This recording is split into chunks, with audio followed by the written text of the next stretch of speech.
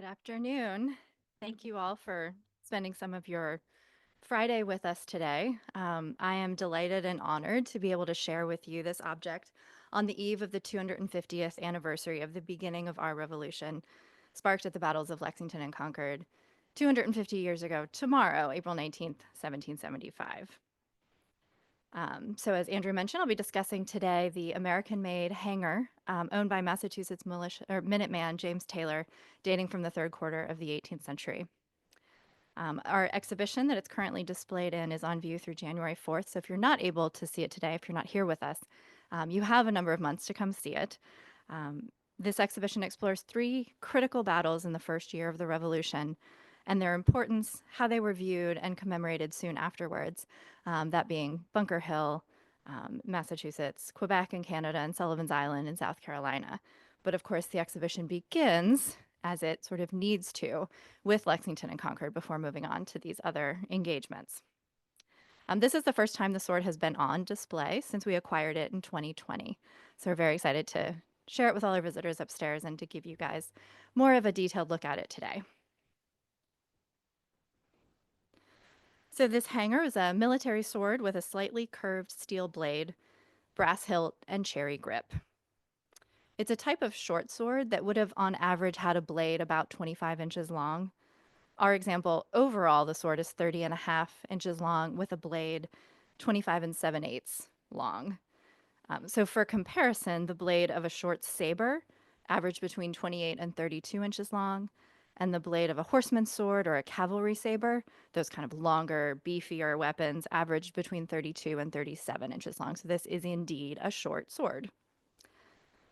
Our example was made by an American cutler, probably in Massachusetts, somewhere between 1750 and 1775. It's a single-edged blade that has a narrow, deep fuller across the top of the blade on both sides. And that would have been typical for this form. We see the hilt here, which is made of brass, has 4 slots in the guard, the nice decorative pattern. On the knuckle bow, it has an outward branch, and at the top, a flat pommel cap. If you can see on the image on the left, there's an outer curl of the outward branch, and part of that is broken away, which may have happened catching on the soldier's coat while marching. And the American maker who produced this would have been drawing on European traditions for infantry hangers, which went back 150 years at least. The branches on a knuckle bow like this became popular in British hangers of the 1750s, which were sort of ubiquitous in the colonies at this point. And you get these open or slotted guards, either in English but more so in French designs from the early 18th century onward. But as a whole, this is really an American design. And this is unusual in that in America at this time, production of blades in particular was really not something that most American smiths or cutlers could do. And so the vast majority of blades for sword making were imported from Europe. You would then get a local American cutler to make the hilt, attach it to an imported blade. Even the finest cutlers in America were doing this commonly. But this particular maker was able to acquire or sort of forge themselves a domestically produced blade and then attach it to their own hilt, which is sort of a considerable achievement for American industry at the time. There's one military expert we know who says that he has seen 2 other examples of this same kind of designed hanger, also in New England collections. So I've not seen evidence of those other swords, but there could be a few more of these out there at the very least. So a hanger was a secondary weapon for an infantryman to supplement their musket for close range combat if necessary. By the time you get to the Revolution, at least in European armies, this was being superseded by the bayonet, which, when fixed upon the barrel of a musket, becomes your close combat weapon. In 1764, France got rid of the infantry hanger among its troops, except for sergeants and grenadiers. Just a few years later, 1768, the only British Army infantry troops who would still be issued swords of this type were sergeants, grenadiers, fifers and drummers, and the Royal Highlanders, who had their own distinctive basket hilt broadswords. And by the end of the Revolution in the British Army, only sergeants were retaining swords like this. For our the German troops who come over with the British, more of them had a tradition of using hangers and other swords, but had a very distinctive design, sort of more noticeably different from what we see here. So at the start of the war in 1775, most American colonies were requiring their troops to bring with them some sort of edged weapon along with their musket. And we see in this enlistment agreement for the Massachusetts Continental Line from our collections, from the first few years of the war, in the middle of the text, it says it's requiring the recruits to furnish, along with their long arm, which was, of course, their primary weapon, quote, a bayonet if to be obtained, and if no bayonet, in lieu thereof, a sword, hatchet, or tomahawk. So at least 1775, 76, the Continental Army and other American units were requiring their soldiers to carry both a musket and some sort of edged weapon. So this type of hanger swords in general, were especially prevalent among American non-commissioned officers and enlisted men. It's a fairly simple form. There's not the kind of embellishments, finer metals that are used on swords that officers would have carried, that would have especially denoted their status and rank. And at this time, there's really no standardized form for these kinds of swords. Especially in the early years of the war, American infantrymen were arriving to enlist in the Army with what they could bring with them, whether they had previous military service or brought their own sort of civilian or personal arm. So, as we've said, this example was owned by James Taylor, Minuteman from Pelham in central Massachusetts, who saw action during the earliest days of the war. And of course, the earliest day of that war comes on April 19th, 1775, at Lexington, Massachusetts, when at dawn, about 250 British light infantry soldiers faced some 70 local militiamen on the town green of Lexington, just northwest of Boston. In the commotion, it's unknown who fired the first shot. After both sides fired volleys across the green, the British really dominated this brief engagement. 8 of the local militiamen were killed. A few British soldiers wounded, but no killed. And this would bring the first casualties of the war. But Lexington was not the British Army's target that day. More than 700 Redcoats had left Boston the night before, bound for Concord, another 7 miles west of Lexington, where General Thomas Gage, Royal Governor of Massachusetts, as well as commander of the British Army in North America, had learned that Patriots had hidden cannons and other military supplies. These Redcoats were mostly elite light infantry and grenadier troops who were the strongest and most agile infantrymen at Gage's disposal, as he had no cavalry, which otherwise might have been ideal for this sort of quick foray out into the countryside.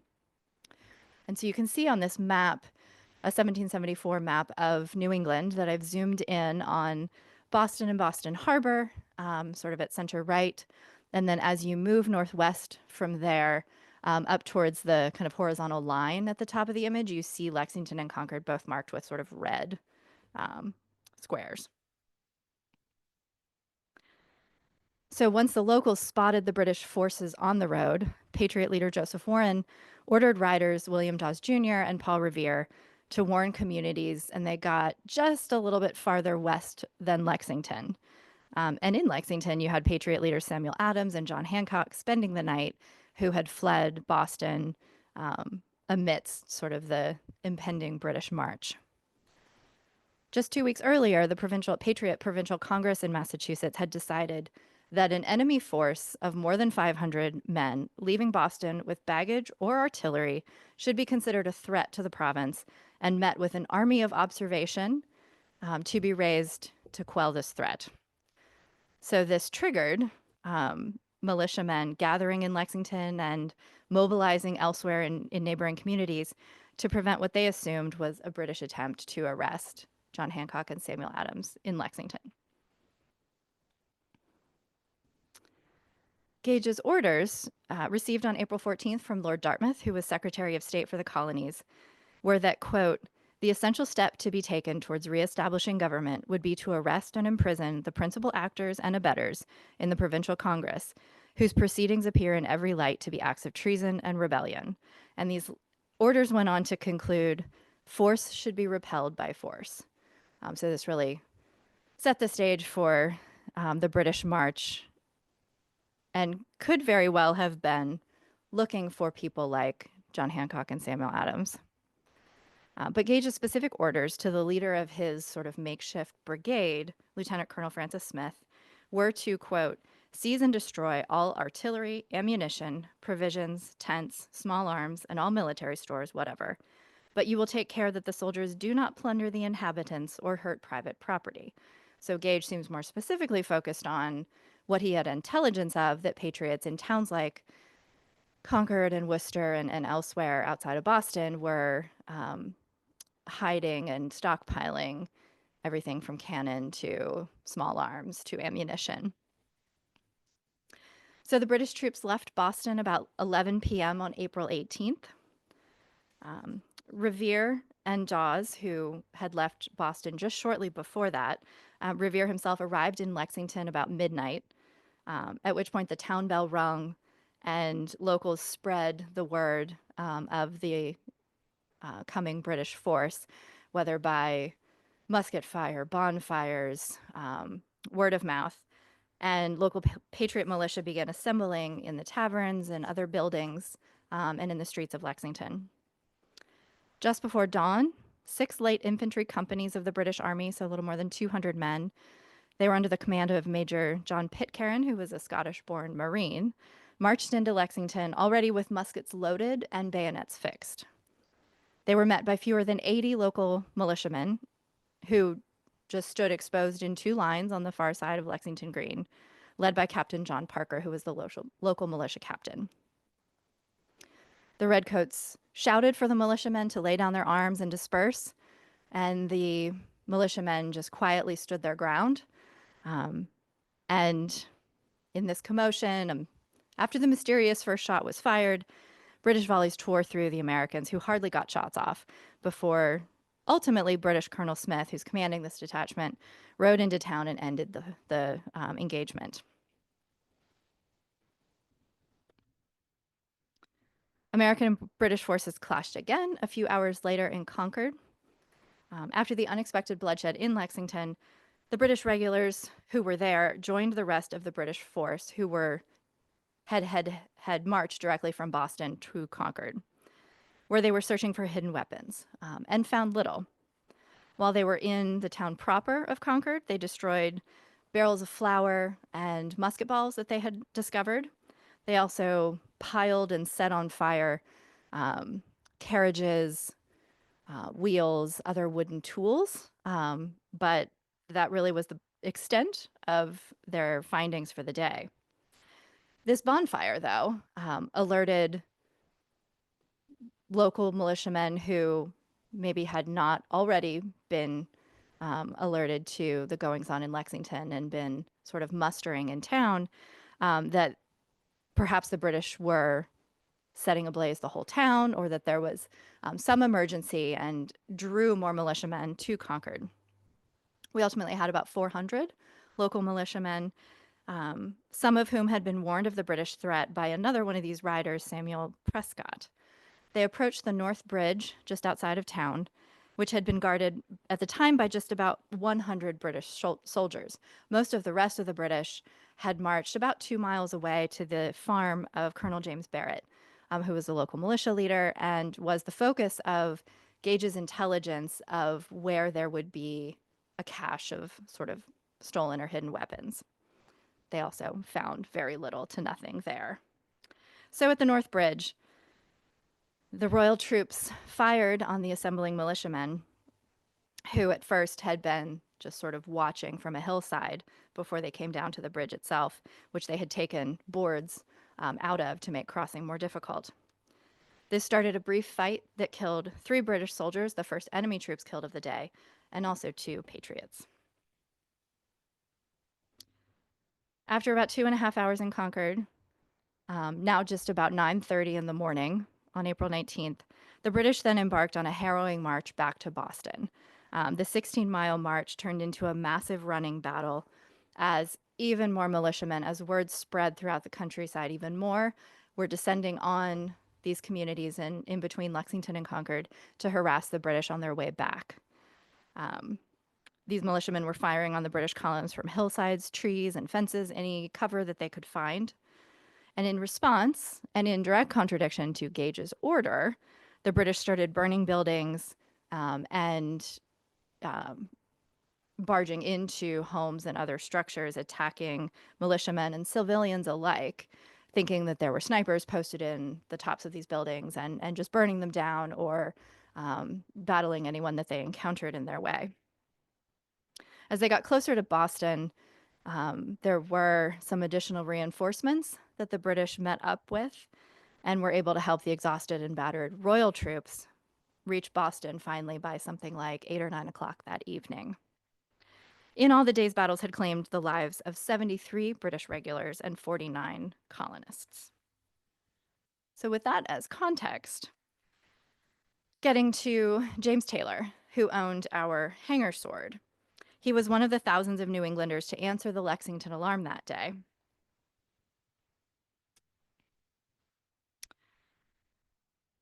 He was from Pelham in central Massachusetts. This is about 75 miles west of Lexington. You'll see it on the left half of this map, another detail from that same 1774 map. This was in Hampshire County, just east of the Connecticut River, which is that kind of winding vertical river that you see towards the left side of this detail, not far from Amherst and Springfield. The fighting at Lexington at the beginning of the day triggered a formal alarm system through Massachusetts and surrounding colonies. If you've heard of the Lexington Alarm, that's what this refers to. This was organized by the Committee of Safety Networks to alert, quote, all the friends of American liberty to the battle and to provide a call for aid. So shortly after the battle at Lexington, a member of the Committee of Safety of Watertown, Massachusetts, just outside Lexington, recounted the action that had taken place. The local militiamen who had been killed and calling upon this alarm system to call local militiamen to come to Lexington, to come outside Boston, and to mobilize the local forces. This letter from Joseph Palmer, who was his name, was carried by messenger Israel Bissell, who rode through towns to Worcester, Massachusetts, then north to Brooklyn, Connecticut. And along the way, there was a system of other scribes and writers who would copy this letter and send it out in all directions. Ultimately, so what you see on the screen is one of these copies, actually made the morning of April 20th, 1775, by a man in Brooklyn, Connecticut named Daniel Tyler Jr. So he copied what he had received that was originally Palmer's letter, and then sent his copy on to Norwich, Connecticut. And ultimately, these alarm letters reached central Massachusetts, where Pelham was, later in the day on April 19th, Connecticut by the following day, to New York City by April 23rd, and to Philadelphia by April 24th, which is a full day sooner than it would normally take someone at a normal speed to ride those distances. This effort ended up mobilizing more than 400 militia companies and of over 20,000 men across the region who marched towards Boston. Less than 20% of these men actually fought on April 19th. They were mostly too far away to get to Lexington or Concord or Boston by the time the fighting was still going. The rest, which included James Taylor, marched to a previously established rendezvous point, either at Cambridge or Roxbury. So this was much more organized than it may seem when we normally have learned about this. So you have this enormous crush of American troops marching on the Boston area from three sides, essentially, which inadvertently ends up helping to trap the British retreating back into Boston, and then establishes the siege of Boston really on the 19th and 20th of April. The alarm was answered by various types of militiamen, broadly speaking, which included three specific types of companies. You had minute companies. We've heard of Minutemen, sort of as the iconic soldier of this day. There were regular militia and then something called the alarm list. Regular militia were the more numerous of these people, and this was a long-standing tradition in New England and especially in Massachusetts of these standing town-based groups of armed civilians with officers elected by the people in the town who could vote. And they would be called upon to help defend their communities with these sort of regularly drilled and sort of organized groups of armed citizens.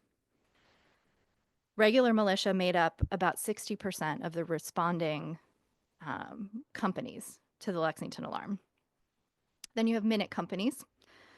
These were elite regiments of men selected from the militia, meant to be the first to respond to a threat. Regular militia is a tradition that goes back to essentially the colonization of Massachusetts in the early 17th century.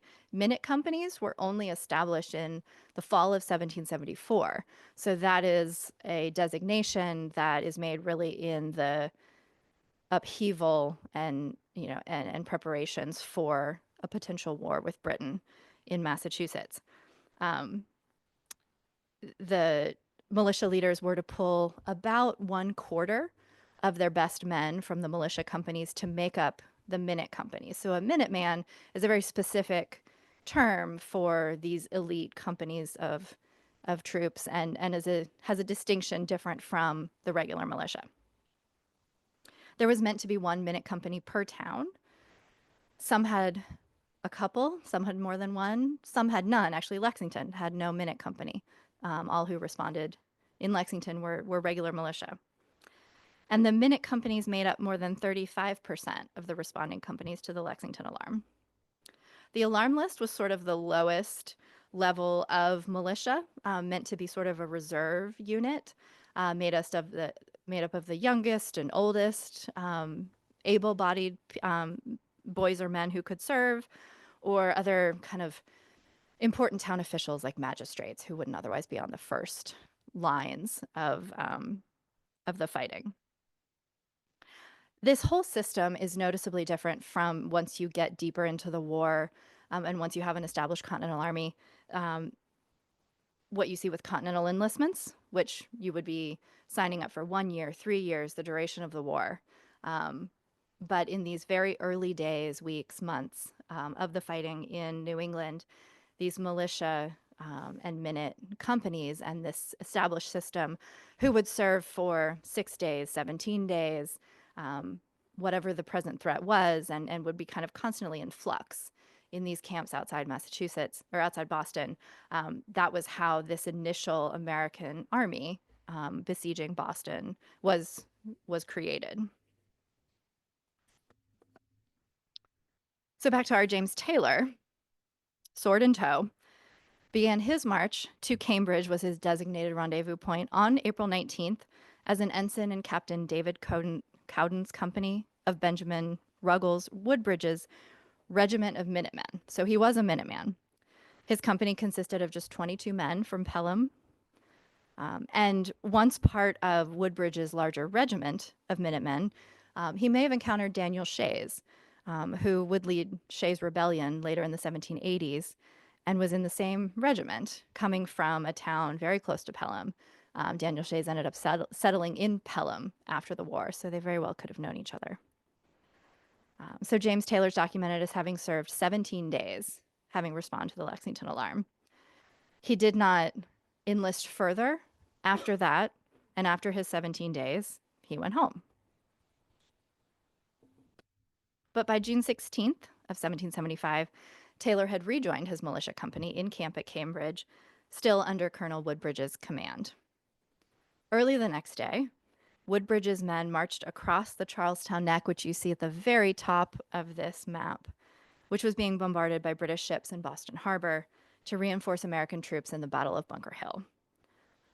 Part of Woodbridge, so when coming across Boston Neck onto the Charlestown Neck here, they would be marching kind of into the backside of the American troops, who were repulsing numerous waves of British coming up the hill, having come across the Charles River from Boston. So Woodbridge's regiment was split into two. Part of it went immediately to battle, perhaps at the redoubt itself at the top of Breed's Hill, while the other part went to fortify the streets of Charlestown, the actual town that's on this peninsula, that's on sort of the lower portion of that peninsula on the map. Cowden's company, which James Taylor was a part of, was among the latter who went to fortify the streets of Charlestown. So we're not really sure if James Taylor saw or participated in direct fighting during the Battle of Bunker Hill, but it's certainly possible. We also have a James Taylor recorded as serving as a private in Captain Cowden's company of the 4th Hampshire County Regiment of Militia, which answered the Bennington Alarm, August 17th, 1777. They marched under Colonel Woodbridge, and this James Taylor served for 6 days. It seems very possible this could be the same person, especially coming from the same county under the same two commanding officers that we know our James Taylor served under at the Lexington Alarm. But why would he have a lower rank here 2 years later as a private than he did as an ensign at Lexington? So that seems like an unknown, which, to wrap up, really is emblematic of the rest of his life. We don't know nearly as much as I would like to know. We do know that he married Abiah Moore in 1763 in Pelham. They had at least one child, a daughter, Catherine. Otherwise, what we know is that James Taylor died in 1798 and was buried in Pelham Hill Cemetery in what is now Amherst, Massachusetts.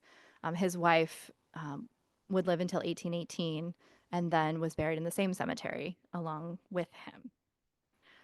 So lots of questions remain, and would love to fill in more details of any subsequent service he had in the Revolution, or what else, once he returned to Pelham, what else he filled his life with. But what remains to help us tell his story, especially of those first days of the Revolution, is his sword, which we are proud to be able to preserve and have in our collections and put on display for our exhibition. So I'm happy to take any questions you all have.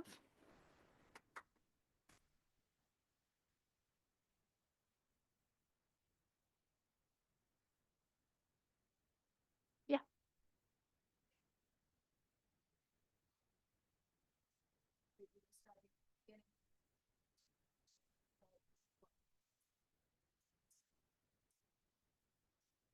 Sure. So the question, what makes it a hanger? It's mostly the length.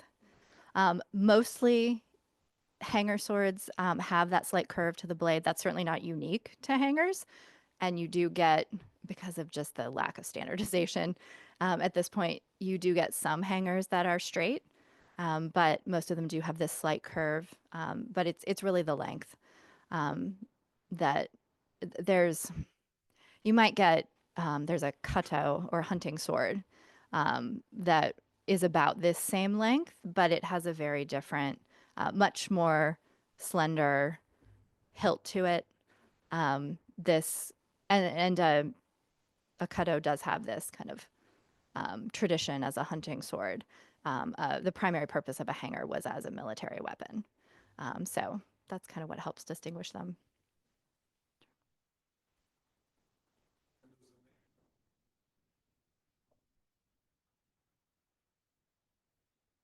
Oh, that's a good question. The origins of the name. That I don't know. I mean, I don't know that that's any more unique for this than many other swords.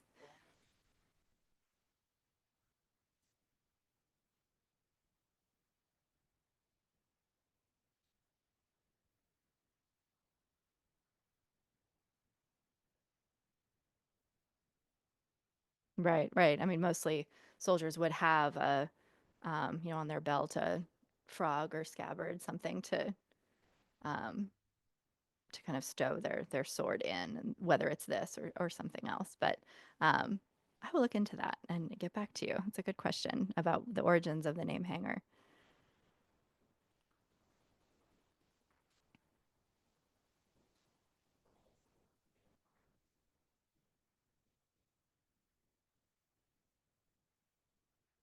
Were all swords made of iron or steel, and what places or forges made arms for the Continental Army, swords specifically. So, so yes, the blades would have been made of steel.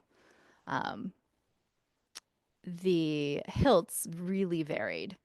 Mostly there, you would have had a tang that was an integral part of the blade itself, that was also steel, that goes into the through the middle of the hilt. So the wood grip or whatever your grip is made out of would be hollow in the center and slide over the tang. First, you'd have to put whatever your guard is in there and just kind of stack up the pieces until you got your pommel cap at the top. Um, your tang could have gone all the way through and then either riveted or screwed kind of all into place with the pommel at the top. Um, but these hilts could be made of brass like they are here. Um, they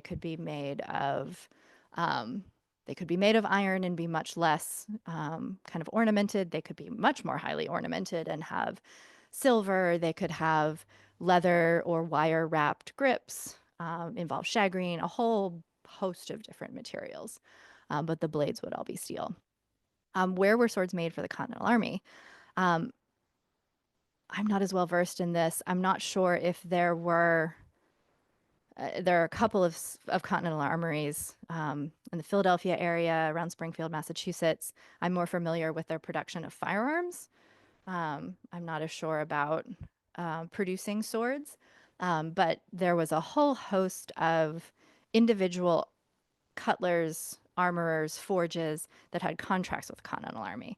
And they, at their own shops, would be producing. Um, I know that there's a number of makers of swords around Philadelphia who were doing this, particularly horsemen's sabers, um, would produce on contract weapons for the Continental Army.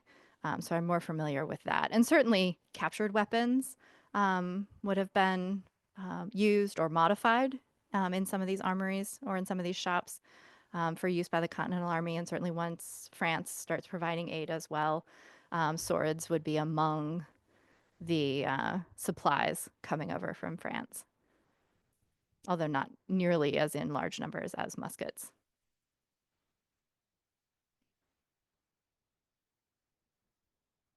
Oh, how did we acquire a hanger? So we purchased it at auction in 2020 from Morphy's auction in Pennsylvania.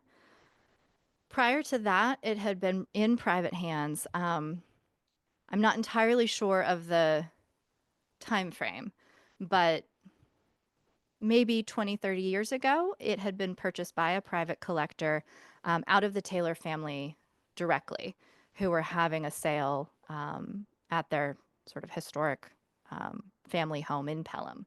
So it did come directly out of the Taylor family somewhat recently. Then that collector sold it on to a series that went through maybe two or three private collectors over the last 20, 30 years before the last one put it up for auction in 2020, and we were able to acquire it there. Wonderful. Well, thank you so much again for coming, and look forward to more 250th anniversary commemorations and events from us and other organizations to come. Thank you.